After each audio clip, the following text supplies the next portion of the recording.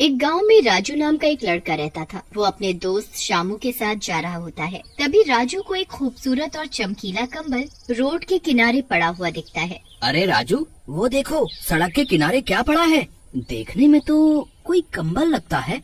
राजू और शामू कंबल के पास जाते हैं। अरे वाह राजू, क्या कंबल है, मजा आ गया। मैंने तो इतना खूबसूरत नरम कंबल कभी देखा ही नहीं। क्यों ना इसे उठा ले।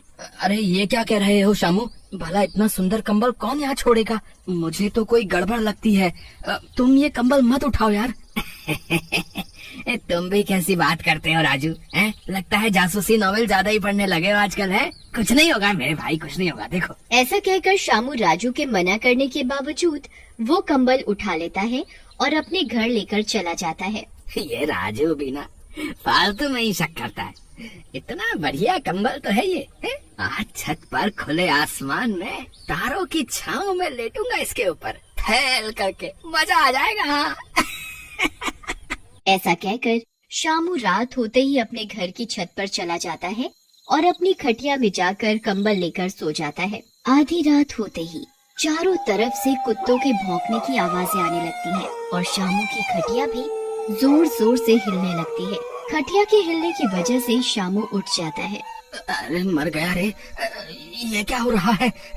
ये खटिया क्यों हिल रही है? मम्मी, मम्मी बचाओ। शामू उठकर भागने की कोशिश करता है, लेकिन वो भाग नहीं पाता और कंबल उससे चिपक जाता है। ये क्या हो रहा है? कंबल हट क्यों नहीं रहा? कंबल चिपक गया है। तभी वहाँ चारों तरफ धुआं ही धुआं फैल जाता है। डरावनी डरावनी आवाजें आने लगती हैं और वहाँ एक खतरनाक चुड़ैल आ जाती है। वो चुड़ैल बहुत ही डरावनी होती है। अब तो मेरे कब्जे में है। चुड़ैल को देखते ही शामू बेहोश हो जाता है। तभी चुड़ैल वहाँ से गायब हो जाती है और कंबल शामू को लेकर उड़ने लगता है और जंगल में एक गुफा के अंदर लेकर चला जाता है। तभी शामू को होश आ जाता है। अरे कहाँ फंस गया रे? ये तो गुफा है, मैं यहाँ से कैसे निकलूंगा? बचाओ कोई मुझे। काश उस मनहूस राजू की बात मान ली होती मैंने। हाय रे, हमरा शमुआ ना जाने कहाँ खो गया। मिल ही नहीं रहा, कब से ढूंढ रही हूँ।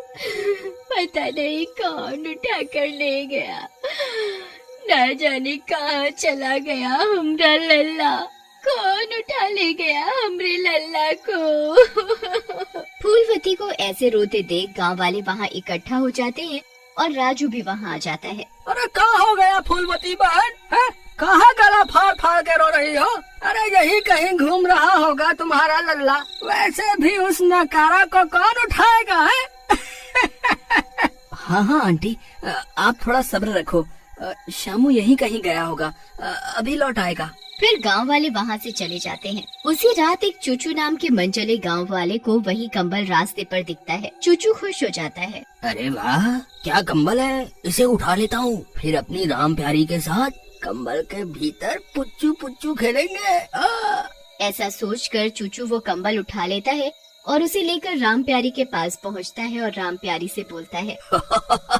अरे ओ राम प्यारी, देखो कितना बढ़िया कंबल लाया हूँ। आज रात इसी में सोएंगे, मजा आ जाएगा। हाँ मेरे चूचू के मुरब्बे, लेकिन आज तो बापू घर पर है और अभी आता ही होगा, और जब तक वो है हम कुछ नहीं कर सकते, तो आज तो रहने ही दो। अरे चिंता काहे करती हो मेरी राम प्यारी, है? तुम छत पर आ जाना बस इस कंबल के साथ। जंगल में मंगल करेंगे और तुम्हारे उस भुक्खड़ बाप को भी नहीं पता चलेगा। फिर चूचू वो कंबल राम प्यारी को देकर वहाँ से चला जाता है। अरे वाह राम प्यारी, कितना बढ़िया कंबल लाई हो, है? तुम मेरी सच्ची बेटी हो। हाँ, आज मैं इसी कंबल में छत पर सोऊंगा। वाह, मजा ही आ जाएगा। ऐसा कहकर भौचक वहाँ से कंबल लेकर छत पर सोने चला जाता है। आधी रात में चूचू छत पर रस्सी के सहारे चढ़ता है और छत पर जाकर भौचक के बगल में लेट जाता है। उसे पता नहीं होता कि कंबल के अंदर भौचक लेटा हुआ है। अरे प्रियतमा, ऐसे मुंह के छुपा लेती हो तुम? तुम्हारा चूचू ही है। चलो कंबल से मुंह निकालो और अपना चांद सा चेहरा मुझको दिखाओ। तभी चूचू कंबल जोर से खींचता है और कंबल भौचक के ऊपर से हट जाता है। प्रियतम है, अभी बताता हूँ गली के लफंगे मेरी फूल सी बेटी पर डोरे डालता है? अभी बताता हूँ तुझे। अरे अंकल आप यहाँ कैसे हैं? अबे मनहूस, ये मेरा घर है, मैं नहीं तो यहाँ तू होगा क्या है? रुक अभी बताता हूँ तुझे। लेकिन इससे पहले कि भौचक कुछ करता, कंबल उन दोनों को अपने लपेटे में ले लेता है और तभी चुड़ैल वहाँ आ जाती है। तो और आ गए। इस जादुई कंबल की वजह से कुछ ही दिनों में मेरा लक्ष्य पूरा हो जाएगा। अरे कौन हो तुम है और हमें काहे पकड़ लिया? अरे ले जाना है तो इस मनहूस को ले जाओ, मुझे छोड़ दो। लेकिन चुड़ैल उनकी एक नहीं सुनती और वहाँ से चली जाती है और उसके पीछे पीछे कंबल भी उन दोनों को उड़ाकर ले जाने लगता है। नीचे दो शराबी ऊपर उड़ते हुए कंबल को देख रहे होते हैं। अरे ये का सोन भाई, लगता है हमका चढ़ गई है। हम अभी दो आदमी को उड़ता हुआ देखे मेरे भाई। भैया कैसी बात करत हो हैं? लागत है तुम उस सुपरमैन वाली फिल्म देखे होगे। हाँ, तभी तुमका सब उड़त उड़त के दिखत है। नहीं सोहन, हम सही कहत हूँ। अगली सुबह राम प्यारी जोर जोर से रो रही होती है।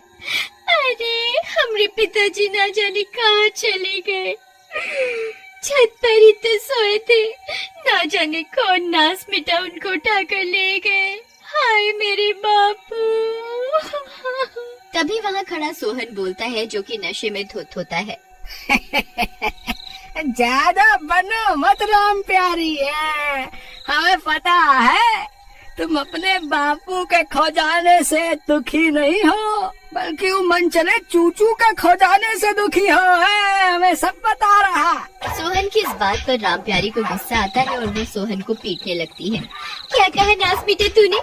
एक तो मेरे पिताजी खो गए, ऊपर से तुझे मजाक सूझ रहा है। तभी गांव वाले बीच बचाव करके सोहन को छुड़ा देते हैं। तभी एक गांव वाला बोलता है, भैया कुछ भी हो, कुछ ना कुछ गड़बड़ तो जरूर है। इन कुछ दिनों से आए दिन गांव से आदमी गायब हो रहे हैं। तभी वहाँ खड़ा मोहन बोलता है, सही कहा था भैया, कल रात हम सब जंगल वाले रास्ते से आ रहे थे, हमने अपने ऊपर कुछ उड़ता हुआ देखा भाई। पहले तो हम समझ नहीं सके कि ई ससुरा है क्या है।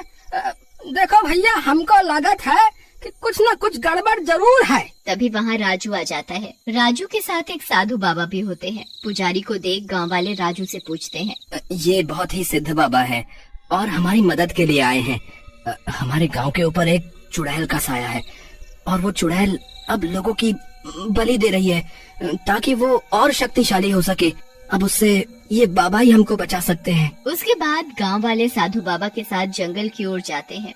बाबा एक गुफा के आगे जाकर रुक जाते हैं और बोलते हैं, बस इसी गुफा के अंदर वो चुड़ैल रहती है और तुम सबके आदमियों को उसने ही इस गुफा में कैद कर रखा है। वो इन सब की बलि देना चाहती है, बस हमें उन लोगों को यहाँ से छुड़ाना है।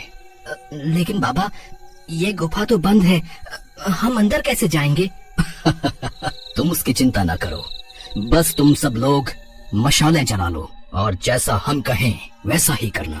गांव वाले बाबा के कहे अनुसार मशाले जला लेते हैं और पीछे हट जाते हैं। बाबा अपने जादू से गुफा के अंदर रास्ता बना देते हैं। गांव वाले रास्ता बनते ही गुफा के अंदर चले जाते हैं। अंदर सारे गांव वाले कैद होते हैं। अरे सारे गांव वाले तो कैद हैं और यहीं पर हैं। राजू बेटा, तुम जल्दी से सभी गांव वालों को छुड़ाओ, चुड़ैल आती ही होगी। तभी वहाँ चुड़ैल आ जाती है। बड्डे, तू फिर आ गया, तू मेरा पीछा नहीं छोड़ेगा। इस बार पहले तुझे ही मार डालती हूँ। ऐसा कहकर चुड़ैल साधु को गर्दन से पकड़ लेती है और साधु बाबा चिल्लाते हैं, गांव वालों, वो जो चमकदार कंबल है उसे जला दो, उसके जलते ही ये चुड़ैल भी जल जाएगी। गांव वाले वैसा ही करते हैं और कंबल में आग लगा देते हैं। कंबल के जलते ही चुड़ैल भी जलने लगती है। अरे मर गई रे। अरे बुड्ढे साधु, ये क्या किया तुमने गाँव वालों? ओह ओह ओह। थोड़ी ही देर में चुड़ैल जलकर भस्म हो जाती है और सब गांव वाले आजाद हो जाते हैं। एक बार की बात है, एक गांव में एक चुड़ैल रहती थी जिसे चोरी करने की बुरी आदत थी। दूसरे भूत और चुड़ैल, यहाँ तक कि गांव वाले भी उसे छोटी चुड़ैल के नाम से जानते थे। वो अपनी चुराई हुई चीजों को एक गुफा में ले जाकर रख देती थी। एक दिन छोटी चुड़ैल एक घर के पास से गुजर रही थी, तभी वो कुछ आवाजें सुनती है। ये आवाजें घर के अंदर से आ रही थी। चुड़ैल घर की एक खिड़की के पास जाकर खड़ी हो जाती है और उन आवाजों को सुनने लगती है। बचाओ, मुझे बचाओ, मत मारो मुझे, मैं चली जाऊंगी यहाँ से बहुत दूर, प्लीज। अब कोई फायदा नहीं, ये ले। तभी अंदर से ऐसी आवाजें आती हैं मानो जैसे वो आदमी उस औरत को चाकू से जोर जोर से मार रहा हो। पर चुड़ैल उन आवाजों को नजरअंदाज कर देती है और उसकी नजर पड़ती है किसी और चीज पर। वो बाहर से देख सकती थी कि खिड़की के पास रखे टेबल पर एक सुंदर नेकलेस था जो बहुत चमक रहा था। चुड़ैल खिड़की के अंदर हाथ डालकर उस नेकलेस को चुपके से चुरा लेती है और अपनी गुफा की तरफ चली जाती है। गुफा में पहुंचकर चुड़ैल, आज तो मुझे ये कितना सुंदर नेकलेस मिला है। इसे तो मैं अपने गले में डाल कर रखूंगी। वाह, आज तो मजा ही आ गया।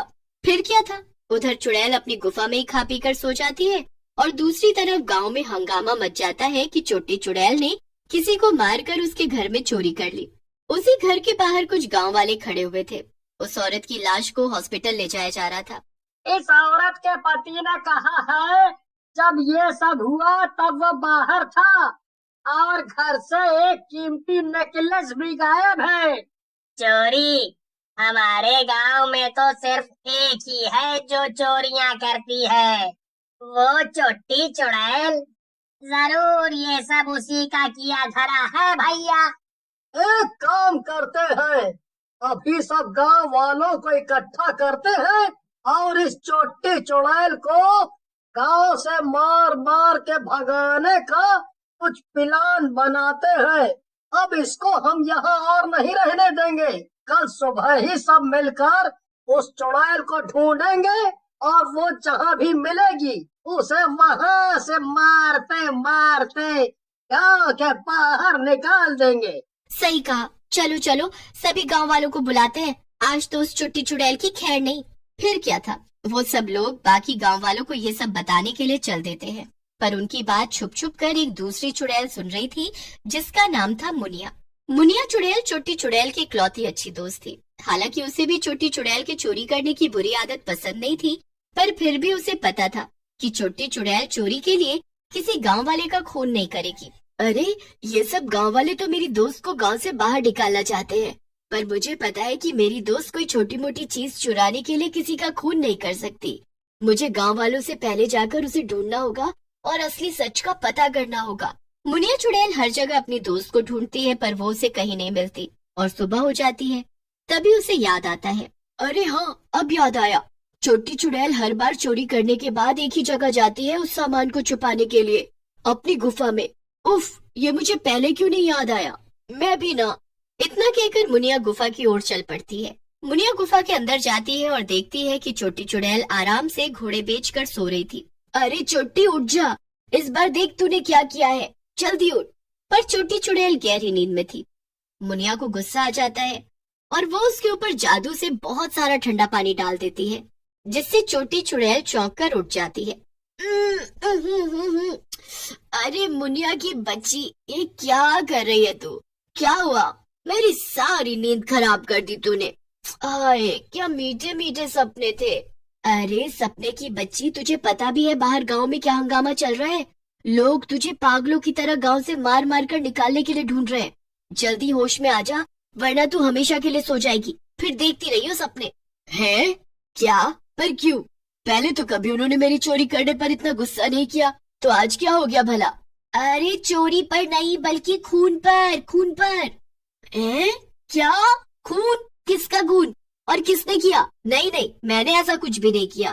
तूने? ऐसा गांव वालों को लगता है। उन सबको पूरा यकीन है कि तूने उस औरत के घर पर चोरी करके उसे जान से मार डाला। अरे पर ये सच नहीं, मैं तो सिर्फ जानवरों को मारती हूँ खाने के लिए, न कि इंसानों को। और हाँ, जहाँ तक मुझे याद है मैंने कुछ तो आवाजें सुनी थी उस घर से। कोई आदमी था जो उस औरत को मार रहा था। मैंने बस मौका पाकर वो नेकलेस खिड़की से निकाल लिया और वहाँ से चली गई। अरे पर जब तूने वो आवाजें सुनी उसके बाद भी तूने अंदर नहीं देखा और चोरी की? हे शैतान, अब जो भी हो, मैं तो पहले ही कहती थी तेरी चोरी करने की आदत तुझे किसी दिन बुरा। अरे पर अब क्या करूं मैं, ऐसे तो मैं बाहर ही नहीं निकल पाऊंगी इस गुफा से, और कहीं वो लोग यहाँ आ गए तो? अब सिर्फ एक ही रास्ता है, इससे पहले वो गांव वाले तुझे ढूंढे, हमें उस आदमी को ढूंढना होगा जिसने अपनी पत्नी को मारकर इल्जाम तेरे ऊपर डाल दिया। अगर वो गांव वालों के सामने अपनी गलती मान लेगा तो तू बच जाएगी, पर वादा कर कि तू दोबारा कभी चोरी नहीं करेगी। हाँ हाँ हाँ, पक्का वादा, पक्का वादा। चल अब उस आदमी को ढूंढने चले। वैसे तुझे पता है क्या कि वो दिखता कैसा है? क्या तू ये भी नहीं जानती कि वो दिखता कैसा है? मेरे ख्याल से तो वो उस औरत का पति ही होगा, पर मैं नहीं जानती वो कहाँ मिलेगा। मैं ये तो नहीं जानती वो दिखता कैसा है, पर मैंने उसकी आवाज सुनी थी। मैं उसकी आवाज सुनकर उसे पहचान लूंगी। अच्छा ठीक है, चल रूप बदल लेते हैं, ना जाने मुझे और क्या क्या करना पड़ेगा अपनी जान बचाने के लिए। दोनों चुड़ैलें दो औरतों का रूप ले लेती हैं और गांव आ जाती हैं। वो देखती हैं कि गांव में हर तरफ लोग बस छोटी चुड़ैल को ही ढूंढ रहे थे, वो भी लाठी डंडे लेकर। बहन, मुझे तो बहुत डर लग रहा है, ये सब तो मुझे ऐसे ढूंढ रहे जैसे मैंने कोई खून कर दिया है। अरे पागल, इनके हिसाब से तो तूने खून ही किया हुआ है। अब चल जल्दी यहाँ से चल, हमें उसी घर में जाना होगा जहाँ से तूने नेकलेस चुराया, शायद वो आदमी हमें वहीं मिले। दोनों उसी घर के बाहर जाती हैं और खिड़की से अंदर झांकती हैं। अंदर एक आदमी फोन पर बात कर रहा था। अरे मुनिया, ये उसी आदमी की आवाज है जिसे मैंने पहले सुना था, इसी ने उस औरत का खून किया है। चल अंदर चलकर इसे पकड़ते हैं। अरे रुक जा, पहले इसकी बात सुनते हैं, ये किससे बात कर रहा है। अच्छा ठीक है। दोनों मिलकर उस आदमी की बातें सुनने लगते हैं। हाँ हाँ डार्लिंग, फिक्र मत करो, अब तो हमारा रास्ता एकदम साफ है। बस वो कीमती नेकलेस हमारे हाथ नहीं लगा, पर थोड़ा इंतजार करो। हो सकता है गांव वाले उस छोटी चुड़ैल को ढूंढकर उसे गांव से मारकर बाहर निकाल दे और चोरी का सामान मुझे वापस मिल जाए। फिर वो नेकलेस तुम्हारे गले में होगा। अच्छा हुआ मैंने मेरी बीवी को मार दिया, अब सिर्फ मैं और तुम। दोनों चुड़ैलों को ये सुनकर बहुत गुस्सा आता है और दोनों घर के अंदर चली जाती हैं। अरे अरे, तुम दोनों कौन हो और अंदर कैसे चली आ रही हो? चलो बाहर निकलो यहाँ से, वरना अच्छा नहीं होगा। तभी दोनों चुड़ैलें वापस अपना रूप ले लेती हैं। तुम दोनों तो चुड़ैले हो। तुम दोनों यहाँ क्यों? क्या चाहती हो मुझसे? शर्म नहीं आती तुझे? खुद अपनी बीवी को किसी और औरत के लिए मार दिया और इल्जाम मुझ पर लगाया। बोल, गांव वालों के सामने सच बोलेगा कि मैं सच में तुझे यहीं मार डालूं? हाँ हाँ, बोलूंगा। छोड़ दो मुझे प्लीज, माफ कर दो। पर छोटी चुड़ैल उसे हवा में लटकाते हुए ही गांव वालों के सामने ले आती है। चल, अब तुझे तभी छोड़ूंगी जब तू सबको सच बताएगा। जब गांव वाले दूर से दोनों चुड़ैलों को आता हुआ देखते हैं तो कहते हैं, अरे वो देखो, वो रही चट्टी चुड़ैल, वो देखो, वो किसी और आदमी को भी मार रही है। चलो चलो, इसे मार मार के भगा दे यहाँ से। गांव वाले दौड़ते हुए आते हैं और लाठी डंडों से छोटी चुड़ैल को मारने लगते हैं। अरे अरे रुक जाओ, मत मारो मेरी दोस्त को, रुक जाओ। अरे पहले तुम लोग पूरा सच तो जान लो। हाँ रुक जाओ, मत मारो मुझे, मैंने किसी का खून नहीं किया, मैंने तो बस वो नेकलेस चुराया था। उस औरत का खून तो खुद उसके पति ने किया था, वो भी किसी और औरत के लिए। गांव वाले ये सुनकर हैरान हो जाते हैं और सब उस आदमी की तरफ देखने लगते हैं। गांव वालों में से एक आदमी कहता है, क्यों भाई, ये चुड़ैल सच कह रही है क्या? तूने ही किया है अपनी पत्नी का खून?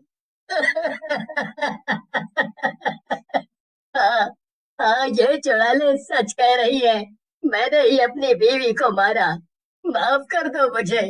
मैंने सोचा अगर मैं सारा इल्जाम छोटी चुड़ैल पर डाल दूंगा तो मैं आसानी से बच जाऊंगा। हे भगवान, तो ये सारा किया धरा तेरा था और तूने इल्जाम इस चुड़ैल पर डाल दिया। बताओ, हद ही हो गई आज तो। एक इंसान एक चुड़ैल पर अपना इल्जाम डाल रहा है, क्या जमाना आ गया है। हाँ, शर्म नहीं आती तुझे? अपनी ही बीवी को मार दिया। मारो इसे, इसे इसके कर्मों की सजा तो मिलनी ही चाहिए। मारो मारो। सब गांव वाले मारो मारो चिल्लाने लगते हैं और वो सब मिलकर उस आदमी को मार मार कर गांव से भगा देते हैं। उधर छोटी चुड़ैल अपनी दोस्त मुनिया चुड़ैल से कभी चोरी न करने का वादा करती